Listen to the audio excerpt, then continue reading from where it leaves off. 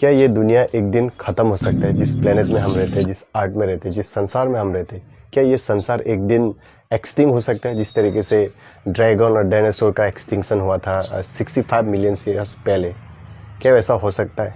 जी हाँ, ये हो सकता है। ये मैं नहीं कह रहा हूँ, ये बड़े बड़े साइंटिस्ट जैसे कि थॉमस स्टीफेंसन जो फिजिसिस्ट थे, फेमस फिजिसिस्ट थे, उन्होंने ऑलरेडी प्रिडिक्ट करके रखा था कि संसार जो आर्ट जो है ये एक्सटिंक्ट हो जाएगा एक दिन धीरे धीरे करके। बड़े बड़े पत्थर गिरेंगे, एस्टेरॉइड्स गिरेंगे। एस्टेरॉइड्स का मतलब आपको थोड़ा समझा दूँ। एस्टेरॉइड्स मतलब जब प्लेनेट का जब फॉर्मेशन होता है ना, जब स्टार्स का फॉर्मेशन होता है, तब ये स्टार बन नहीं पाते। जो हम लोग देखते हैं ना स्टार बड़े ऊपर में स्काई में, वैसा स्टार बन नहीं पाते। उसके बाद ये क्या होता है, पत्थर बन जाते हैं, बड़े बड़े पत्थर बन जाते हैं, घर के साइज़ का होता है। फिर 750 किलोमीटर साइज़ का भी होता है। 750 किलोमीटर सोच के देखिए कितना बड़ा होगा पत्थर। ये जो एस्टेरॉइड्स होते हैं, ये एस्टेरॉइड्स जुपिटर और मार्स के बीच में उस ऑर्बिट में घूमते रहते हैं। और ये बड़े बड़े पत्थर जो है कभी भी हमारे आर्ट को आगे हिट कर सकते हैं, स्ट्राइक कर सकते हैं। और थॉमस स्टीफेंसन ने ऑलरेडी कहा था कि बड़े बड़े स्टेरॉइड्स आके आर्ट को हिट करेंगे। जिस तरीके से डायनासोर का एक्सटिंक्शन हुआ था, पहले बहुत सारे ड्रैगन्स पाया जाता था। Due to the strike of steroids, Mexico में बड़ा सा एक स्टेरॉइड्स ऊपर से आके आर्ट को स्ट्राइक किया था।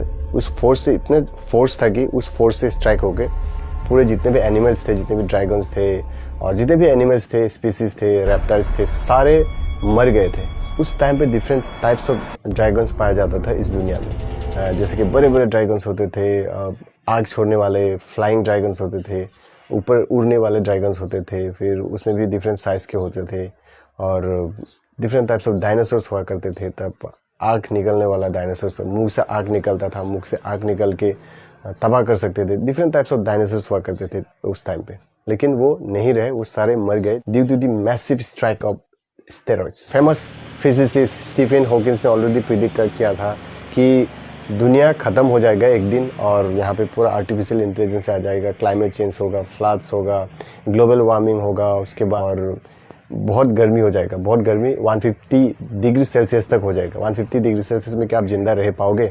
अभी 37-40 पहुँचने के बाद ही हम लोग, इतना पहुँचने से हम लोग इनटॉलरेबल हो जाता है, हम टॉलरेट नहीं कर पाते। तब 150 डिग्री सेल्सियस हो जाएगा धीरे धीरे। जिस तरीके से पॉपुलेशन ग्रोथ हो रहा है और जिस तरीके से ग्लोबल वार्मिंग हो रहा है, ये प्लेनेट में हम रहते हैं, इस प्लेनेट में हम रह नहीं पाएंगे। हम लोग को शिफ्ट करना होगा, दूसरे प्लेनेट में जाना होगा, तभी जाके हम जिंदा हो पाएंगे। और फ्यूचर का प्रेडिक्शन नॉस्ट्राडामस ने भी किया था। फेमस एस्ट्रोलॉजर थे, उन्होंने ओबामा के बारे में प्रिडिक्ट किया था, इंडिया के बारे में, मोदी के बारे में प्रिडिक्ट किया था और तमाम दुनिया के बारे में उन्होंने प्रिडिक्ट किया था, जो सच निकल रहा है धीरे धीरे करिए। और कहा था कि उन्होंने पूरी दुनिया में एपिडेमिक होगा, बीमार हो जाएगा, गर्मी होगा, क्लाइमेट चेंज होगा, उसके बाद डिफरेंट टाइप्स ऑफ एपिडेमिक होगा, डिजीजेस निकलेंगे इस दुनिया में। तब आदमी यहाँ पे रह नहीं पाएंगे, बड़े बड़े पत्थर आएंगे, आके टकराएंगे, तब पूरा संसार जो है ख़त्म हो जाएगा, स्टेरॉइड्स आएंगे। ये फिजिसिस्ट स्टीफन हॉकिंस ने भी कहा था और नॉस्ट्राडामस ने भी कहा था। Art is on the way of extinction. Art, संसार जो है धीरे धीरे करके ख़त्म होने के रास्ते पे, ट्रैक पे जा रहा है। ये बड़े बड़े साइंटिस्ट ऑलरेडी इसका रिपोर्ट निकाल चुके हैं। नासा, उन लोगों ने भी ये रिपोर्ट ऑलरेडी निकाला था। आपने देखा होगा बहुत सारा चेंजेस हो रहा है आर्ट पे दुनिया में। जिस तरीके से कुछ दिन पहले ऑन 10 फरवरी 2023 को नासा ने एक रिपोर्ट निकाला था, एक वीडियो शेयर किया था, जहाँ पे देखा गया कि जो सन है ना, जो रोशनी देता है सन, वो सन का एक टुकड़ा टूट गया था, टूट के इधर उधर वो बिखर रहा था। तो ये साइंटिस्ट ने कहा कि ऐसा कभी नहीं देखा था, ये फर्स्ट टाइम एवर उन लोगों ने देखा है, सुना भी नहीं था, ऐसा पढ़ा भी नहीं था उन लोगों ने। तो ऐसा चीज़ हो रहा है धीरे धीरे। और जिस तरीके से कुछ दिन पहले फिर एक रिपोर्ट आई थी नासा की तरफ से कि जो मेंटल है ना, जो आर्ट है, हमारे जो प्लेनेट है, जिसमें जो मेंटल जो अंदर में जो मूवमेंट होता है ना, जो हमारा आर्ट मूवमेंट होता है वेस्ट टू ईस्ट जो मूवमेंट होता है, वो पोस्ट हो गया, वो स्पिनिंग पोस्ट होके अभी ऑपोजिट डायरेक्शन पे चल रहा है हमारा आर्ट। अभी धीरे धीरे करके जो ऑपोजिट डायरेक्शन में ये मूवमेंट हो रहा है। तो तमाम सारे बड़े बड़े डिफरेंट टाइप्स ऑफ एक्टिविटीज़ हो रहा है, जो मतलब उल्टा फुल्टा हो रहा है, जो कभी ऐसा नहीं हुआ था। साइंटिस्ट लोग भी शौक हो गए कि ऐसा कैसे हो सकता है। और 2-3 दिन पहले भी एक रिपोर्ट आया था कि जहाँ पे बताया गया कि जो गैलेक्सी है वहाँ पे एक डिवाइस जिसका नाम है पोलरिमेट्री, उससे जो स्काई में, जो स्टार में और जो गैलेक्सी है उसमें स्कैन करके एक्सरे करके वहाँ का एक्टिविटीज़ जो है देख सकते हैं। जिस तरीके से हम लोग ह्यूमन बॉडी का जो एक्सरे होता है तो अंदर में क्या क्या चल रहा है वो देख सकते हैं। उस तरीके से पोलरीमेट्री से जब स्कैन किया गया, टेलीस्कोप के थ्रू ये स्कैन किया जाता है। स्कैन करने के टाइम पे देखा कि जो गैलेक्सी है ऊपर, गैलेक्सी मतलब क्लस्टर ऑफ स्टार्स, जो बहुत सारे स्टार्स दिखाई देते हैं ना रात को, बड़े बड़े स्टार्स होते हैं। ये बहुत दूर है, इस कारण हम लोग को छोटा छोटा दिखाई देता है। आप लोग को पता होगा सर इसके बारे में। तो जब स्कैन किया गया पोलरीमेट्रिक से, जब एक्सरे किया गया, तब देखा गया कि जो सुपरनोवा बड़े बड़े स्टार्स जो है ब्लास्ट हो रहे हैं, एक्सप्लोड हो रहे हैं। एक्सप्लोड हो गए उसके बाद ऊपर में गैलेक्सी में एक ब्लैक होल निकल गया, वहाँ ब्लैक होल हो गया। और वो ब्लैक होल हमारा आर्ट के साथ में पॉइंट हो रहा है। अगर आप लोग को ब्लैक होल के बारे में नहीं पता तो मैं आप लोग को बता दूं कि black hole is an object which such A gravitational force, strong gravitational force होता है वहाँ पे। Even light can not pass through it. जो लाइट होता है ना, जो लाइट होता है, जो रेस होता है, लाइट का रेस, वो भी पास नहीं हो सकता। सारी चीज़ जो है खींच लेता है। इतना ग्रेविटेशनल फोर्स होता है, उसका फोर्स पुलिंग का जितना फोर्स होता है ना कि वो सारी चीज़ जो है अंदर में चला जाता है। वो एक्सप्लोड हुआ था जो स्टार ऊपर में, एक्सप्लोड होने के बाद बहुत सारे जो टुकड़े हैं वो बिखर गए, लेकिन मिडिल जो कोर पोर्शन जो होता है ना वो वहाँ पे अटक गया है। और उसका ग्रेविटेशनल फोर्स जो है इनरमोस्ट, बहुत ही डेंजरस ग्रेविटेशनल फोर्स होता है। सारा चीज़ वो खींच लेता है और वो चीज़ हमारा आर्ट के साइड में पॉइंट हो रहा है। तो क्या होता है, वो लाइट भी पास नहीं हो सकता सोच के, सारा चीज़ वहाँ पे धीरे धीरे करके वो खा जाएगा। तो इस तरीके से बहुत सारे एक्टिविटीज़ हो रहा है हमारे प्लेनेट का, हमारे सोलर सिस्टम का जो एक्टिविटीज़ है ना वो सारे इधर उधर उल्टा फुल्टा हो रहा है सब कुछ। जब एक्सटिंक्शन का टाइम आता है ना तब ऐसा चीज़ होता है। Now let us understand how our planet was form. कैसे ये हमारा प्लेनेट जो है ये फॉर्म हुआ था फॉर द फर्स्ट टाइम, कैसे हुआ था, कैसे हमारा संसार बना था, इसके बारे में जानेंगे। According to the theory 15 billion years ago, 15 billion years पहले एक कॉस्मिक मैटर, एक डेंस फायरबॉल, एक डेंस बॉल, वो एक्सप्लोड हो गया था, वो फट गया था। वो एक्सप्लोड होने के बाद गैलेक्सीज बने, उसके बाद स्टार्स बने, स्टार से फिर फट के वो एक्सप्लोड होके फिर आर्ट बने, प्लेनेट बने। जिस तरीके से हमारे सोलर सिस्टम है ना, उस तरीके से बहुत सारे सोलर सिस्टम प्लेनेट बन गए थे वो एक्सप्लोड होने के बाद। इस तरीके से आर्ट का फॉर्मेशन हुआ था पहले। और जो सूरज है, जो सन है, उसका फॉर्मेशन, हमारे जो प्लेनेट है, जो आर्ट है, उससे पहले इसका फॉर्मेशन हुआ था 4600 मिलियन ईयर्स एगो। उस बहुत पहले इसका फॉर्मेशन हो गया था। सूरज है, जो सन है, उसका टेम्परेचर कितना है क्या आप लोग को पता है? इसका कोर टेम्परेचर है 20 मिलियन डिग्री सेल्सियस। क्या बोल, सब कुछ राख हो जाएगा, खत्म। और सन को रिवोल्यूशन, उसको रिवॉल्व होने के लिए रिवोल्यूशन पीरियड है 365.6 डेज। एक साल लगता है इसको रिवॉल्व होने के लिए। पूरी जो सूरज का जो चक्कर है उसको चक्कर लगाने के लिए 365.6 आवर्स लगता है। और ये 6 आवर्स जमा होते होते 4 साल के बाद ये 24 आवर्स हो जाता है। 6 × 24 कितना होता है? 6 4 24 आवर्स हो जाता है और एक दिन बन जाता है। और उसको लीफ ईयर कहते हैं। हर लीफ ईयर में एक दिन ज़्यादा होता है। फरवरी के महीना में 29 डेज होते हैं, एक दिन ज़्यादा एक्स्ट्रा ऐड हो जाता है, तब लीफ ईयर होता है। क्या आप लोग को पता है प्लेनेट का मतलब क्या है? जिस प्लेनेट में हम रहते हैं, अर्थ, और बहुत सारे प्लेनेट्स हैं जैसे कि मरकुरी हो गया, वेनस हो गया, अर्थ, मार्स, जुपिटर, सैटर्न, यूरेनस, एक सारे क्या है प्लेनेट है। लेकिन प्लेनेट का मतलब क्या है और इसका ओरिजिन कैसे हुआ था, और ये वर्ड कौन सा वर्ड है, कहाँ से आया था? आप लोग को बता दूं कि ये जो प्लेनेट वर्ड है, the word planet comes from Greek शब्द से आया था। ग्रीक से प्लेनेटाई कहते थे, प्लेनेट को प्लेनेटाई कहते थे पहले, प्लेनेटाई से प्लेनेट हुआ।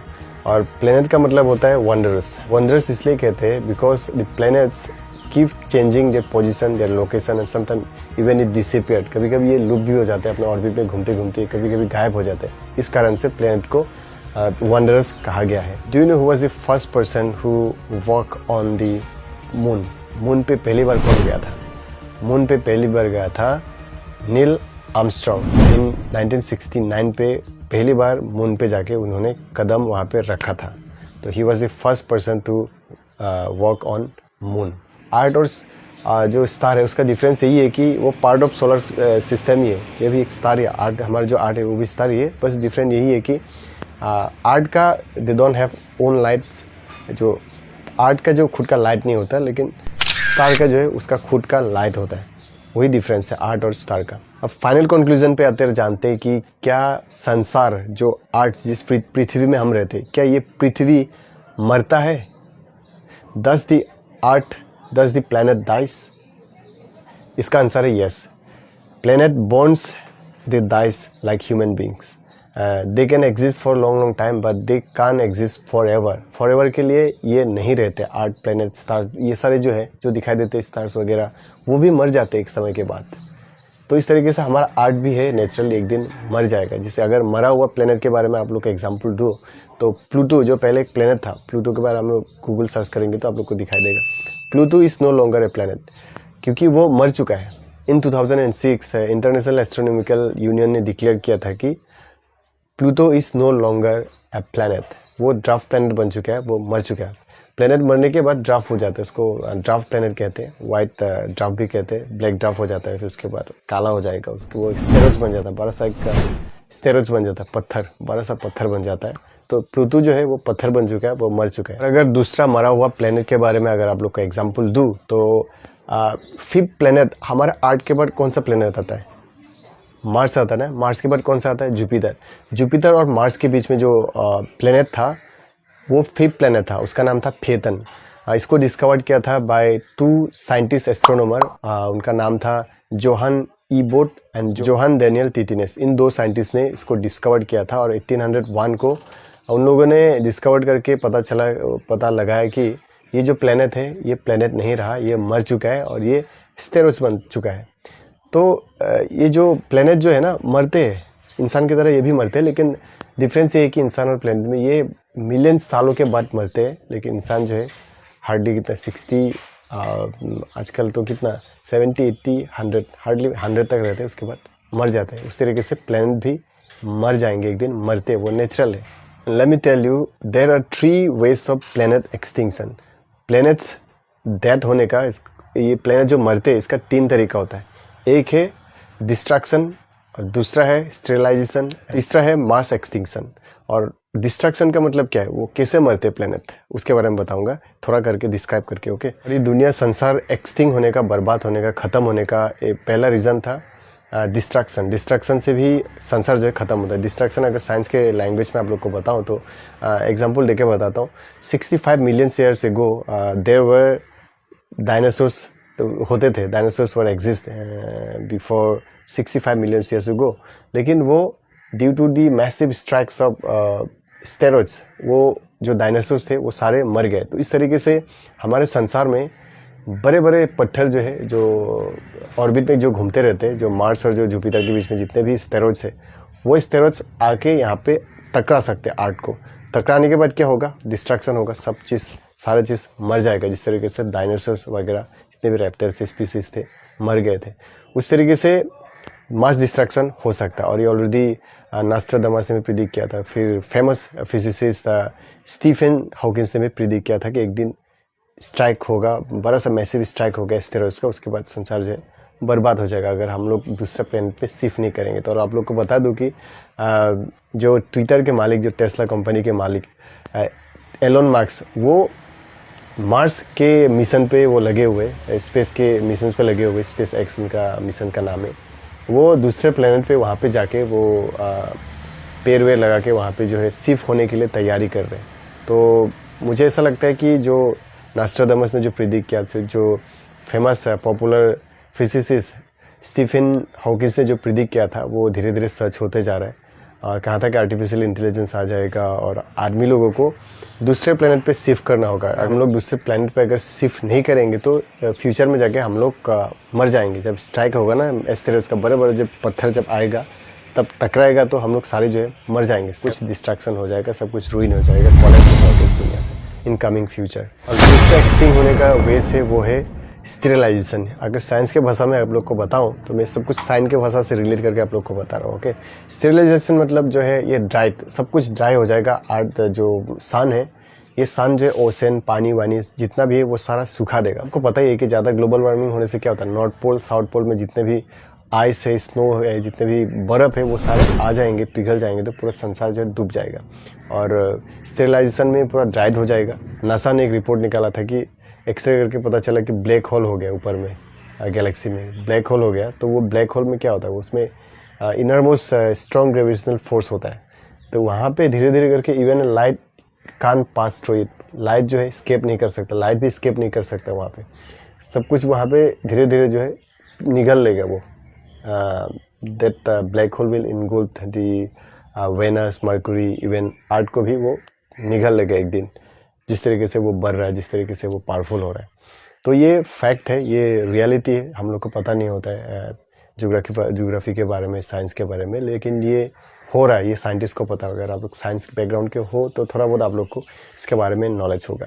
तो स्टेरिलाइजेशन में यही होगा कि सब कुछ ड्राइड अप हो जाएगा और कुछ सालों के बाद जो हमारे जो सन है वो रेड जाइंट बन जाएगा, वो लाल हो जाएगा, और वो लाल होने के बाद फिर वो सन भी है एक दिन मर जाएगा, क्योंकि सन इज ऑल्सो ए स्टार, सन को स्टार ही कहते हैं। स्टार कैसे डेड होता है वो थोड़ा बता देता हूँ। पहले रेड जाइंट होता है, उसके बाद ड्वार्फ हो जाता है। जब कूल डाउन हो जाएगा ना, रेड क्यों होगा? रेड जाइंट इसलिए होगा क्योंकि सन वो फॉर्म होता है due to hydrogen and helium. 75% hydrogen होता है और 25% हीलियम होता है सन में, जो सूरज है ना वहाँ पे। तो जब हाइड्रोजन का सप्लाई जब कम हो जाएगा तो सन जो है वो कूल डाउन हो जाएगा। जब वो ठंडा हो जाएगा, ठंडा होने के बाद वो रेड जाइंट बन जाएगा। रेड जाइंट बनने के बाद वो फिर वाइट ड्वार्फ हो जाएगा। वाइट ड्वार्फ होने के बाद ब्लैक ड्वार्फ हो जाएगा, उसके बाद मर जाएगा, अंधेरा हो जाएगा, अंधकार हो जाएगा। तो इस तरीके से जो है स्टार्स भी मरते हैं। जो सन तो ऑलरेडी स्टार्ट है, मैंने आप लोग को बोला था, सन इज ऑल्सो ए स्टार। तो ये भी एक दिन मर जाएगा, रेड जाइंट होकर ये धीरे धीरे करके ड्वार्फ प्लैनेट बन जाएगा, जिस तरीके से प्लूटो, फीथन जो मैंने बोला था।